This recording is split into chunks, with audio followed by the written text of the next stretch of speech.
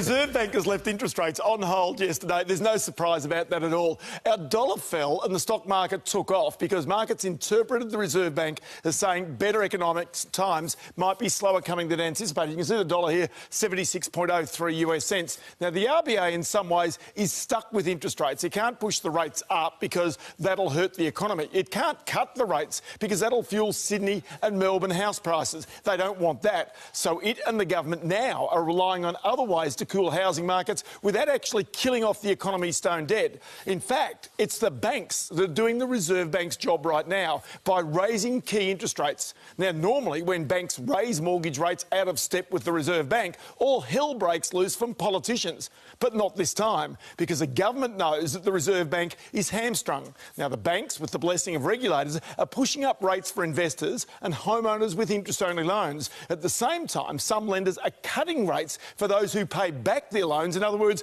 principal and interest loans. Now, take the Commonwealth Bank. Its standard variable loan, principal and interest, is 5.22%. Now, you can also negotiate a half to 0.7% off this if you like, if you buy a package. Now, let's just say you borrow $500,000 over 25 years. The repayment's $2,987 a month. Remember that rate, 5.22%. Now, take the Commonwealth Bank interest-only mortgage. You can see it here. It's 5.77%, 0.5% higher. Again, borrow $500,000. The repayment's $2,404 a month. So the interest-only repayments are still $580 a month less. But if the rate was the same as the P&I loan, 5.22%, it'd be an extra $230 a month off. But remember, the person with the principal and interest loan is actually paying off around $800 of their loan each month. The person with the interest-only loan is paying off nothing. And it's this behaviour, in other words, people with no buffer on their home loans, if rates rise, that makes them very vulnerable,